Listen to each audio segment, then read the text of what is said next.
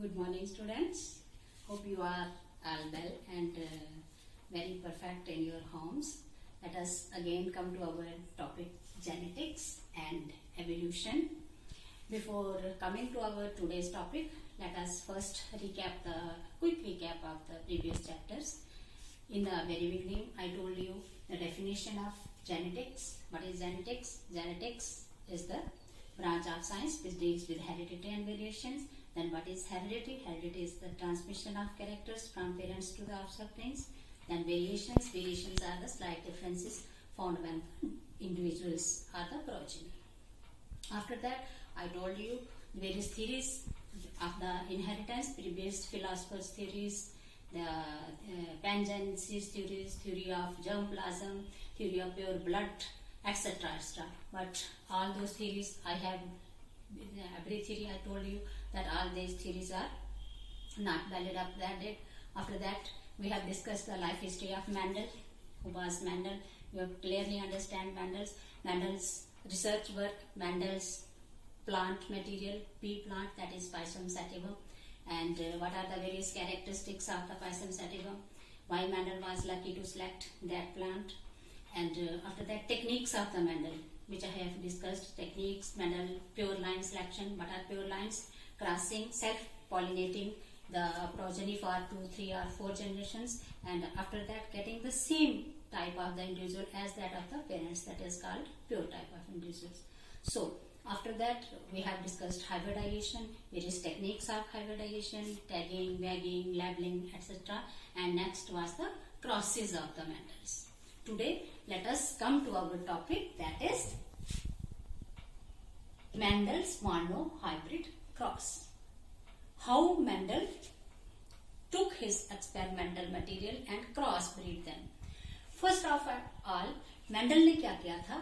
Mendel ने एक P plant का एक ही कैरेक्टर एक टाइम पे जब उसको क्रॉस ब्रीड किया, क्रॉस पॉलिनेट किया, तो उस क्रॉस को हमने क्या कहा? Mono-hybrid cross. Mono means one and hybrid means cross. तो मोनो हाइब्रिड क्रॉस में अब बेटा जो 7 पेयर ऑफ कंट्रास्टिंग कैरेक्टर्स हमने लिए थे, उन 7 पेयर्स का एक एक कैरेक्टर हम स्टडी करेंगे, एक एक की हाइब्रिडाइजेशन स्टडी करेंगे, एक एक का इंटरक्रॉस स्टडी करेंगे. तो सबसे पहले हम सपोज ले लेते हैं, let us take pure tall plants and pure dwarf plants. Pure tall and pure dwarf ऊपर मैंने साइन दिया है. This sign indicate male and this one indicate female plants. अब मेल प्लांट्स हमने कैसे बताए? मैंने बताया आपको कि इमेस्क्यूलेशन. इमेस्क्यूलेशन का क्या मतलब हो गया? जिस प्लांट्स के हमने सारे के सारे स्टेमेंस जो थे वो हटा लिए और उन प्लांट्स में सिर्फ क्या रहा? पिस्टल रहा. तो उस प्लांट को हमने क्या कहा? प्योर टाल. जहां लिखा है और प्योर टाल के ऊपर बड़े साइन किसका डाला है? फीमेल प्लांट का डाला है. इसी तरह प्योर डिवार्फ में मैंने किसका साइन डाला है? मेल का साइन डाला है. तो मेल साइन में क्या किया? उन्होंने उसके जो फीमेल रिप्रोडक्टिव पार्ट है, जो स्टिग्मा है, स्टिग्मा स्टाइल ओवरी पूरा पार्ट है ना, उसको रिमूव कर दिया और बीच में क्या बचे? स्टेमेंस बचे. तो ये क्या हो गए हमारे? इन प्लांट्स को हमने कहा P plants are the parents plants. इन पेरेंट्स प्लांट में जो कि ट्रू ब्रीड थे, ये वाले प्योर टालनेस के लिए और ये वाले प्योर डिवार्फनेस के लिए. तो क्या हो गया? जब इसका मेंडल ने क्रॉस बनाया तो F1 जनरेशन में, F1 मैंने आपको एक्सप्लेन किया है, F1 is first filial generation. जितने प्लांट मेंडल्स को मिले वो कैसे थे? ऑल वर टाल. लेकिन यहाँ क्या लिखा है? यहाँ वर्ड लिखा है प्योर टाल, प्योर डिवार्फ. लेकिन यहाँ क्या लिखा है? हाइब्रिड. हाइब्रिड का मतलब समझ आ गया? जब हम क्रॉस ब्रीड करेंगे तो नेचुरल सी बात है कि आगे की प्रोजेनी में क्या होगा? दोनों का हाइब्रिड प्रोड्यूस होगा. फिर क्या किया? ये आ गई हमारी F1 जनरेशन. यहाँ पे आप बड़े ध्यान से देखना कि F1 जनरेशन में सिर्फ एक ही कैरेक्टर जो है, कौन सा? हाइट ऑफ द प्लांट जो कैरेक्टर हमने लिया है, जो टाल है, यहाँ हाइब्रिड में हमें कोई भी डिवार्फ प्लांट नहीं मिला. फिर इसका क्या किया? उसके बाद मेंडल ने इनके सीड कलेक्ट किए. He collected the seeds of F1 progeny and again जब उन प्लांट्स को सो करके नए प्लांट्स उगाए गए और उन प्लांट्स को चेक किया मेंडल ने, तो क्या देखा? अब दूसरी जनरेशन आ गई, तो उस जनरेशन को क्या कहेंगे, F2 जनरेशन कहेंगे। F2 में मेंडल को क्या मिला, यहां आप देखिए सेल्फ ब्रीड, उसमें कोई हाइब्रिडाइजेशन नहीं की है। अब क्या किया है, आपको पता ही है, जो पी प्लांट है वो क्या करता है, सेल्फ ब्रीड है, और बहुत इजीली हम इसको क्रॉस ब्रीड करवा सकते हैं। तो F1 में हमें क्या मिला, टाल टाल टाल और एक प्लांट ड्वार्फ। मेरा कहने का मतलब कि अगर 4 प्लांट्स हैं तो उसमें से 3 प्लांट हमें कैसे मिले, टाल मिले, मतलब 75% ऑफ द प्लांट। अगर 100 प्लांट है तो 75 प्लांट उसमें से कैसे थे, टाल थे, और 1 प्लांट जो था वो कैसा था, ड्वार्फ था। तो क्या रेशो बन गई, 3:1। सिर्फ 4 प्लांट मत समझना कि 4 पौधे ही उन्होंने लगाए और 3 उसमें से लंबे आ गए। मेंडल ने आपको पता है हंड्रेड्स थाउजेंड्स ऑफ प्लांट्स पे रिसर्च किया था और हर एक का एक रिकॉर्ड किया था। तो यहाँ क्या हो गया, सेकेंड जनरेशन में, F2 जनरेशन में कौन सी रेशो आई, 3:1। 3 प्लांट्स जो थे वो टाल थे और एक प्लांट कैसा था, ड्वार्फ था। इस रेशो को 3:1 रेशो को हम कौन सी रेशो कहते हैं, मोनो हाइब्रिड रेशो कहते हैं। मोनो हाइब्रिड रेशो कौन सी बनी, 3:1। अब चलते हैं नेक्स्ट F3 जनरेशन में। फिर मेंडल ने क्या किया कि जितने भी प्लांट्स थे टाल या ड्वार्फ, उन सबको फिर से सेल्फ पॉलिनेट हो गया। मेंडल का मैंने आपको समझाया ना, उसने 2, 3, 4 प्रोजेनी तक स्टडी किया ताकि उसको कोई कैरेक्टर्स में कंफ्यूजन ना आए। तो F3 में क्या देखा उन्होंने, F3 में देखा जो ड्वार्फ प्लांट्स थे उनके सबके सब जो आगे प्लांट्स प्रोड्यूस किए गए सीड कलेक्ट करके वो सारे ड्वार्फ थे।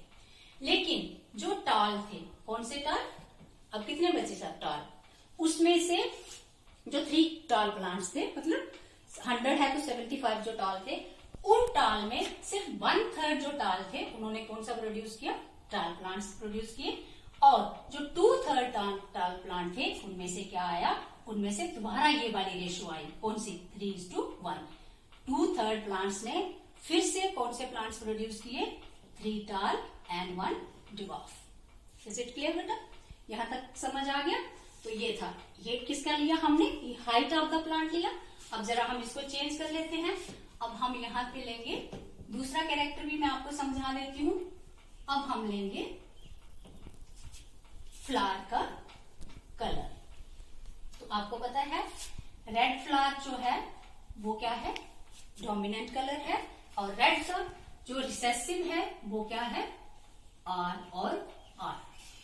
यहां से आप कंक्लूड करेंगे क्या हो गया, इनका जब हम क्रॉस बनाएंगे तो हमारे पास क्या आएगा, हमारे पास F1 जनरेशन में R, लेकिन ये हाइब्रिड है और ये हाइब्रिड का कलर कैसा रहा, इन हाइब्रिड का कलर अगेन कैसा आएगा, रेड। इसका मतलब फिर वही कि F1 प्रोजेनी में 2 जो क्रॉस हमने किया है पेरेंट्स का, उसमें से एक बेचारा सुप्रेस रहेगा कैरेक्टर जो ट्रेट, और दूसरा ट्रेट अपने आप को डोमिनेट कर देगा। तो यहाँ डोमिनेट किसने किया, red colour of the flowers ने, और जो व्हाइट कलर है वो सुप्रेस रहा, वो पड़ा रहा। फिर हमने क्या किया, उनको सेल्फ ब्रीड होने दिया। सेल्फ ब्रीड के बाद हम देखते हैं कि क्या आएगी अगली रेशो F2 में। सिमिलरली जैसे आपने टाल और ड्वार्फ में किया, तो यहां भी क्या आएगा, रेड रेड रेड और व्हाइट। कौन सी रेशो बनी, रेशो फिर से 3:1, 3 red and 1 white flower. Is it clear. अब क्या है, ये जो व्हाइट कलर F1 में सुप्रेस था, जिसको हमने कहा रिसेसिव, इसने अपने आप को दोबारा जाके कहा एक्सप्रेस किया, F2 जनरेशन में। तो F2 में इसका मतलब ये हो गया, ना तो ये कहीं यहाँ कहीं ब्लेंड हुआ है, जो ब्लेंडिंग इनहेरिटेंस हमने स्टार्ट में पढ़ी थी जो थीरीज, और क्या है, जब इसका डोमिनेंट प्रेजेंट है तो इसने क्या किया, सिंगल डोज में। इसने सिर्फ अपने आप को एक्सप्रेस कब कर रहा है, जब हमें पता है मेंडल ने क्या कहा था कि some things transmit from one generation to the next generation. तो उस समथिंग को मेंडल ने क्या नाम दिया था, फैक्टर्स दिया था। तो मेंडल ने कहने का क्या समझाया था कि एक कैरेक्टर के लिए क्या होता है, 2 फैक्टर्स होते हैं। तो इसी तरह हमने लिखा था रेडनेस के लिए 2 फैक्टर लिखे थे, R और R, और उसके लिए व्हाइटनेस के लिए हमने लिखा था उसका अपोजिट। अब व्हाइट के लिए हम W और W नहीं लिखते, यहाँ हम लिखते हैं उसका स्मॉल लेटर, किसके लिए? कन्वीनियंस के लिए। नहीं तो WW लिखेंगे तो आगे हमें कंफ्यूजन क्रिएट हो जाएगी। इसलिए हम क्या करते हैं, रेडनेस के लिए अगर हमने जो डोमिनेंट है उसको कैपिटल लेटर में लिखते हैं और जो रिसेसिव है उसको हम लिखते हैं स्मॉल लेटर्स में। Is it clear? हाइब्रिड में क्या आएगा? हाइब्रिड में फिर हमारे पास दोनों चीजें आ जाएंगी, R and R, capital R small r। और कलर कौन सा आ गया? रेड आ गया इनका। जब सेल्फिंग होने दी तो दोबारा हमारे पास कौन सी रेशो आई? 3:1 ratio. This is called monohybrid cross ratio. इसका अगेन जब F3 जनरेशन के लिए मेंडल ने प्लांट्स को सेल्फिंग होने दी तो फिर क्या हो गया? अगेन जो व्हाइट फ्लावर थे, व्हाइट के सब कैसे आए? व्हाइट ही आए।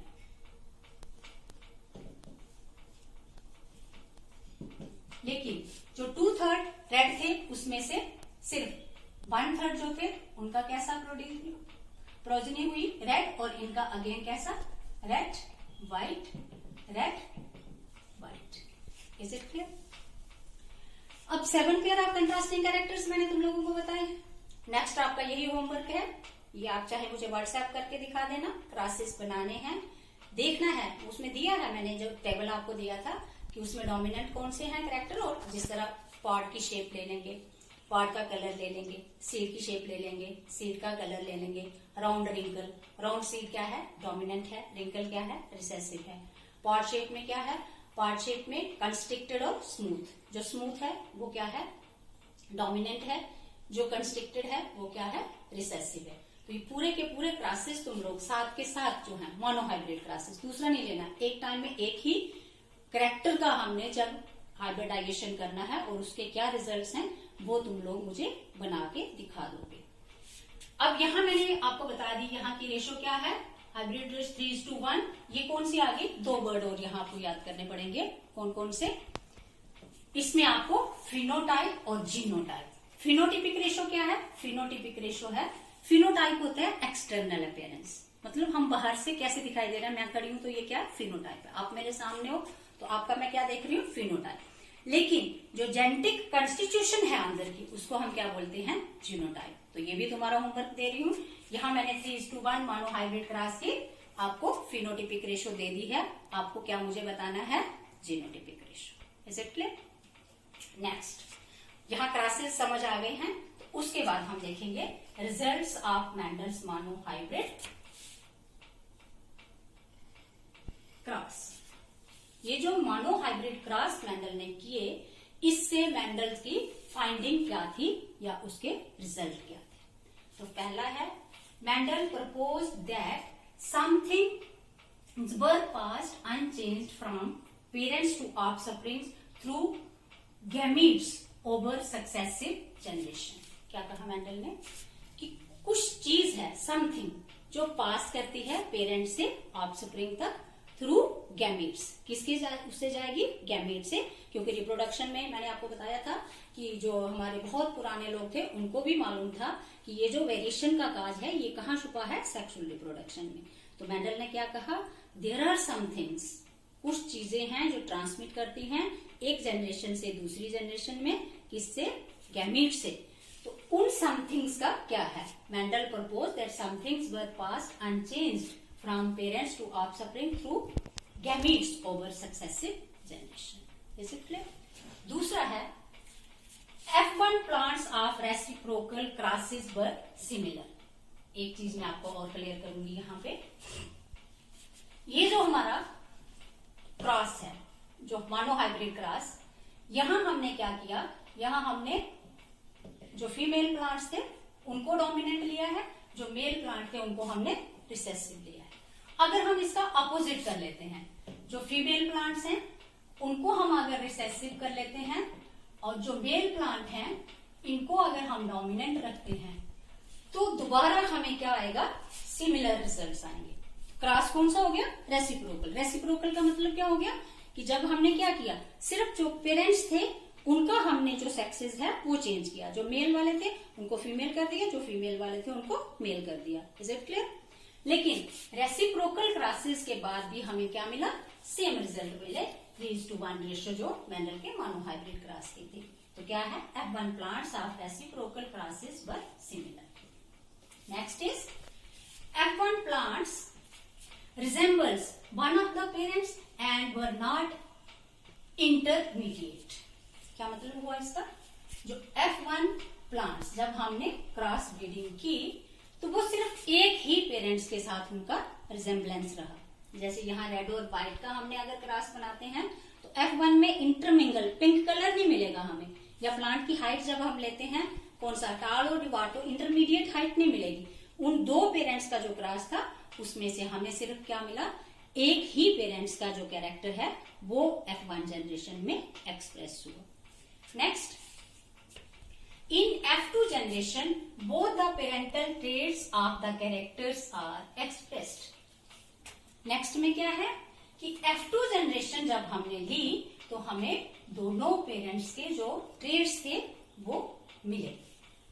Fifth one trait of the character which did not appear in F1 generation must lie hidden।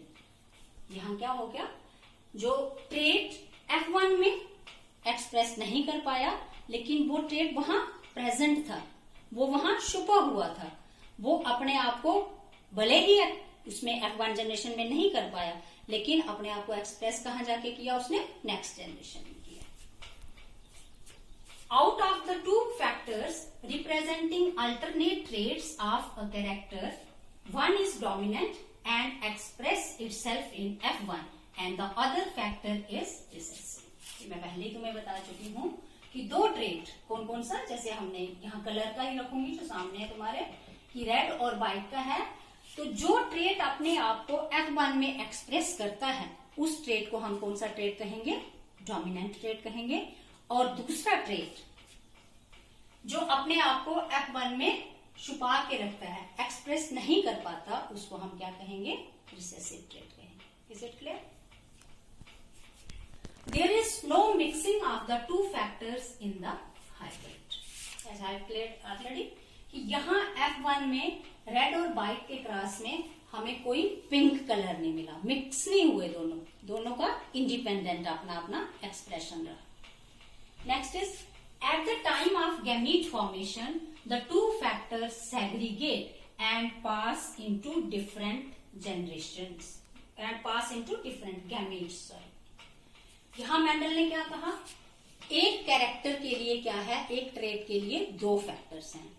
वो दो फैक्टर्स क्या हुआ, जब गैमीट बनते हैं तो गैमीट में क्या होता है, वो दो के दो गैमीट में नहीं चले जाते। अगर इस गैमीट में ये दोनों चले जाते, फीमेल गैमीट में दोनों चले जाते, तो जहां हमारे पास क्या आ जाता, फिर आर आर आर आर, मतलब कैपिटल आर की डबल डोज आती, स्मॉल आर की डबल डोज आती।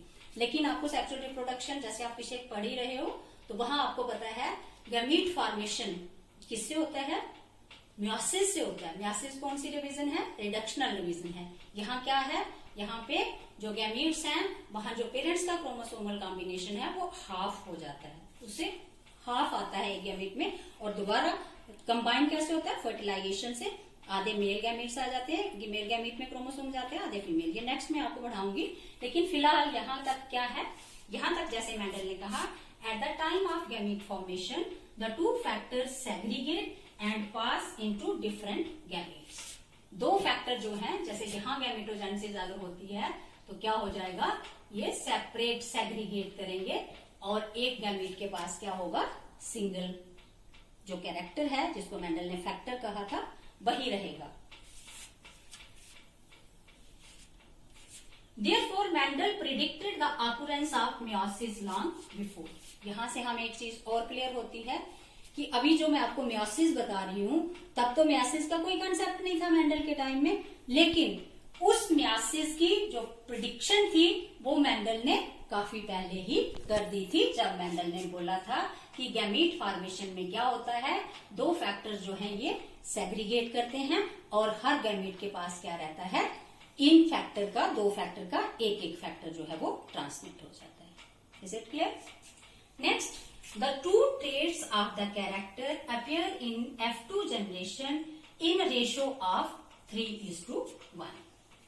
F2 जनरेशन में दोनों कैरेक्टर की हमें कितनी रेशो मिली? रेशो मिली हमें 3:1। सपोज मेंडल ने अगर कितना 100 प्लांट्स प्लांट किए हैं तो 75, लेकिन ये क्या है? अप्रोक्सीमेट रेशो थी। एक्चुअली 75 नहीं होंगे, वो 76 भी हो सकते हैं, 77 भी हो सकते हैं, लेकिन वो क्या था? अप्रोक्सीमेशन थी उसमें, मैथमेटिकल उन्होंने काउंट करके अप्रोक्सीमेट रेशोज कैसे पहुंची? 3:1 पहुंची। इन F3 generation recessive plants produce similar types of plants out of the dominant of F2 parents 1-3 bred 2/2-3 behave like plants of F1 generation. जब F3 सेल्फिंग होने दी, कलेक्ट किए सीड किसके? F2 के, उनको शो किया, उनका दोबारा सेल्फिंग होने दी, तो जब मैंने आपको बताया कि F3 में क्या मिला मेंडल को? जो रिसेसिव ट्रेट था वो, जहां जैसे व्हाइट कलर है, व्हाइट वालों ने प्योर व्हाइट प्लांट्स बनाए, लेकिन जो डोमिनेंट ट्रेट था उसमें 1/3 प्लांट्स जो था वो ट्रू ब्रीड था और 2/3 जो थे वो कौन से थे? हाइब्रिड थे, जैसे F1 जनरेशन के।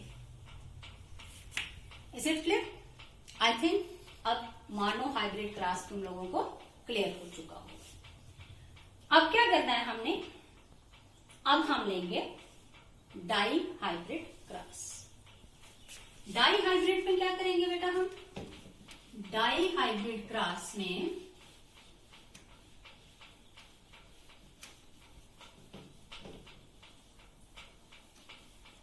हम लोग अब 2 कैरेक्टर एक साथ लेंगे, समझ रहे हो? अब मैं सीड का लूंगी, सीड का राउंड एंड येलो, ठीक है? तो राउंड के लिए मेंडल की अगर हम बात माने तो क्या होगा? क्या बोला था उन्होंने? एक कैरेक्टर के लिए 2 फैक्टर, तो राउंड के लिए क्या लिखा? R और R। ध्यान रखना कौन सा लिखा? Capital R, capital R। और दूसरा है येलो कलर, सीड का कौन सा? येलो कलर के लिए हम कौन सा लेंगे? सिंबल लेंगे Y and Y। Is it clear?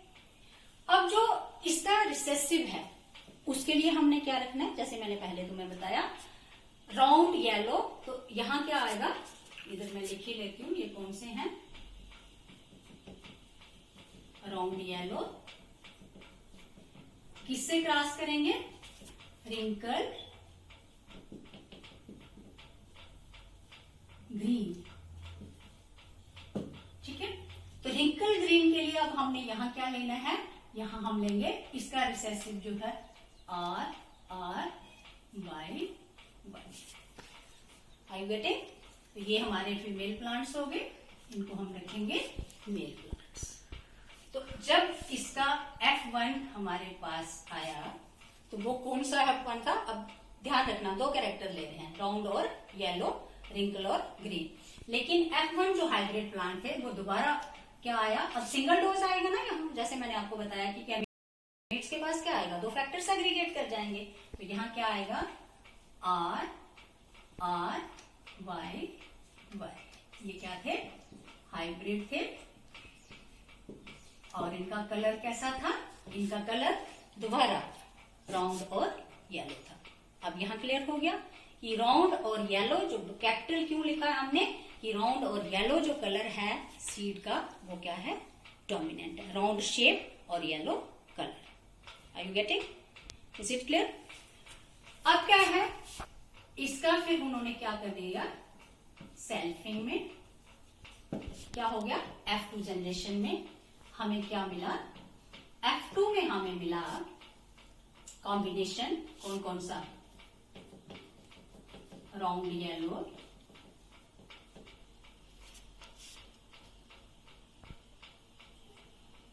और क्या मिला? फिर हमें मिला राउंड ग्रीन, फिर हमें मिला रिंकल येलो, और फिर हमें मिला रिंकल ग्रीन।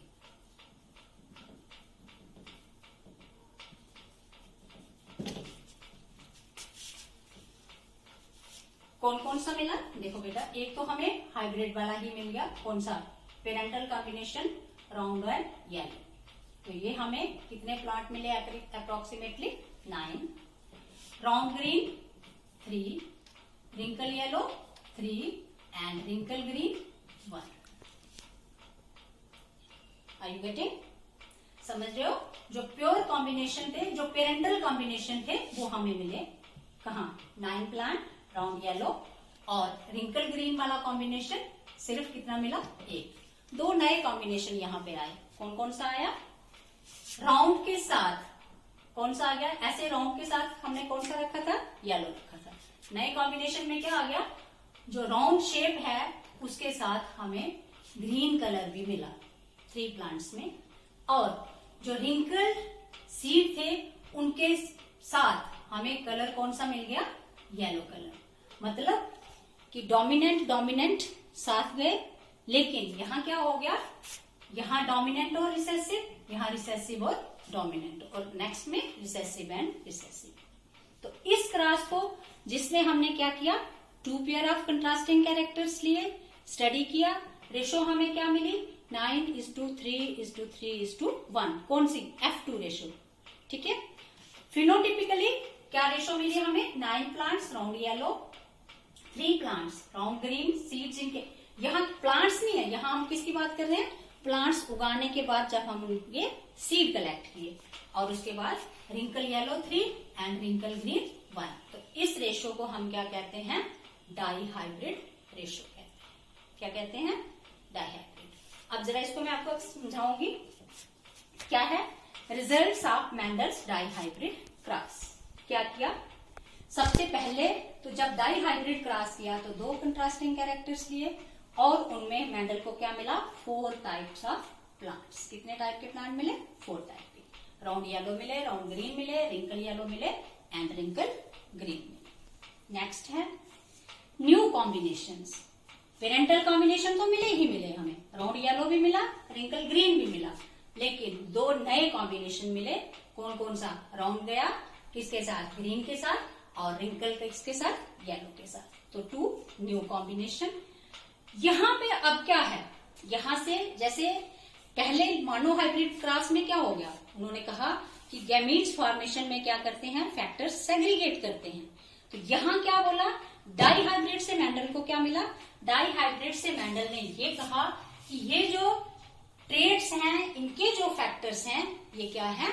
इंडिपेंडेंट हैं। किसके लिए? असॉर्टमेंट के लिए। मतलब कहने का कि राउंड का जो फैक्टर है, जो आर सीधा मैं समझाती हूँ, ये इंडिपेंडेंट है आर, ये डब्ल्यू के साथ भी जा सकता है, ये वाई भी इंडिपेंडेंट है, ये आर स्मॉल आर के साथ भी जा सकता है, स्मॉल वाई भी इंडिपेंडेंट है, ये कैपिटल आर के साथ जा सकता है, स्मॉल आर भी इंडिपेंडेंट है, ये कैपिटल वाई के साथ भी जा सकता है। तभी हमें क्या मिला? 2 नए कॉम्बिनेशन मिले, क्योंकि ना तो ये मिक्स हुए, जैसे मैंने फर्स्ट उसमें बताया आपको डोमिनेंस और रिसेसिव में, सेग्रीगेशन में। तो दूसरा डाई हाइब्रिड से मेंडल का क्या प्रेडिक्शन आई?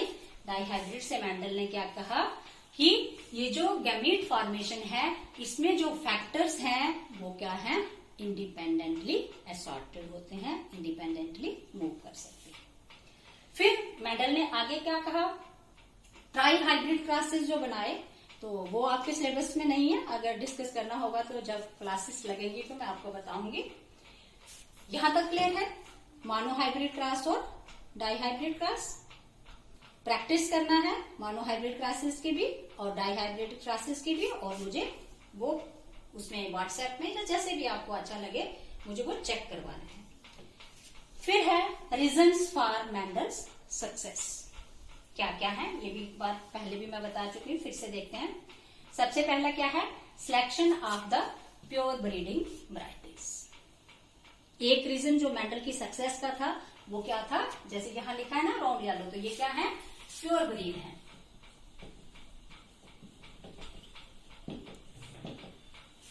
प्योर ब्रीड का मतलब समझते हो? प्योर ब्रीड जैसे मैंने आपको बताया था कि एक प्रोजनी का बार बार सेल्फिंग होने से जो कैरेक्टर अपियर हो जाता है वो क्या आ जाता है? उसका प्योर ब्रीडिंग कैरेक्टर आता है। दूसरा क्या था? Mendel took only those traits which shows no linkage or interaction. Luck ही थी कि मेंडल ने, पहले मैंने आपको बताया था 32 पेयर ऑफ कंट्रास्टिंग कैरेक्टर्स लिए थे, फिर 22 पे रिस्ट्रिक्ट किया और एंड में कितने 7 पेयर। और उन 7 में क्या था कि कोई भी आपस की लिंकेज या इंटरेक्शन नहीं थी, तभी हमें F1 प्रोजेनी में क्या मिला, F1 में हमें कौन से प्लांट्स मिले, F1 में हमें मिले जो कैरेक्टर शो कर रहे थे सिर्फ एक ही पेरेंट का। नेक्स्ट है डिस्टिंक्टिव कंट्रास्टिंग ट्रेट्स। जो ट्रेट मेंडल ने सिलेक्ट किए थे ये क्या थे, कंट्रास्ट थे, टोटली एक दूसरे से, जैसे tall, dwarf, round, wrinkle, yellow, green, position of flower, axil, terminal. फिर क्या है, only 2 characters at a time. Mendel ने जैसे पहले मेंडल के जो प्रीडेसर्स थे उन्होंने क्या किया, वो सारे के सारे इनहेरिटेंस को एक साथ स्टडी कर रहे थे, लेकिन मेंडल ने 1 या मैक्सिमम 2 कैरेक्टर एक बार स्टडी किए। नेक्स्ट है स्टडीड 3 or more जनरेशंस, और अपने आप को 3 या 3 से ज्यादा जनरेशन तक रिजल्ट्स जो उसकी थी, फाइंडिंग थी, उनको कंफर्म करने के लिए एक के बाद दूसरी जनरेशन, दूसरी के बाद तीसरी, इस तरह उन्होंने आगे अपनी रिसर्च जारी की। फिर क्या था, रेसिप्रोकल क्रॉसेस। मेंडल ने अपनी ही फाइंडिंग को खुद चेक करने के लिए क्या किया, जैसे मैंने आपको बताया जब हम सेक्सेस चेंज कर देते हैं तो उस क्रॉस को क्या बोलते हैं, रेसिप्रोकल क्रॉस बोलते हैं। तो मेंडल ने रेसिप्रोकल क्रॉसेस भी जो है वो भी स्टडी की। Next, P is ideal for cross breed. हालांकि पी प्लांट क्या है, सेल्फ ब्रीड है, लेकिन मैनुअली हम इसको क्रॉस ब्रीड भी कर सकते हैं। Next is complete record of every cross. और मेंडल ने क्या किया, मैथमेटिकली सीड्स को काउंट कर करके हर क्रॉस का जो था रिकॉर्ड रखा। फिर है experimented a number of plants. जैसे मैंने पहले भी आपको समझाया कि 3, 4, 5, 7 प्लांट्स नहीं, उन्होंने थाउजेंड्स प्लांट्स पे स्टडी किया और फिर जो रिजल्ट्स थे उनका स्टैटिकल डाटा बनाया। Statistical methods and law of probability. मैंने आप बताया ना आपको कि 3 और 4 ही प्लांट नहीं थे कि 3 बड़े थे और 1 छोटा था।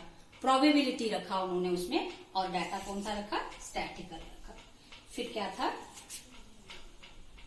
Mendel was lucky in selecting those traits, the factors of which did not interact. ये लक ही कहे मेंडल की कि मेंडल ने वो ट्रेड्स स्टडी किए, क्या था, those traits, the factors of which did not interact. जिनके फैक्टर, जिनको आज की टर्म में हम जीन्स कहते हैं, मेंडल ने जिनको फैक्टर कहा था वो आपस में इंटरेक्ट नहीं करते थे। तो ये क्या थे, ये सारे फैक्टर थे मेंडल की सक्सेस के लिए। नेक्स्ट है the changing concept of inheritance. यहां तक हम मेंडल पढ़ते जा रहे हैं। तो अब जिन चीज को मेंडल ने फैक्टर्स कहा था, अब उनको हम क्या कहते हैं, जीन्स कहते हैं।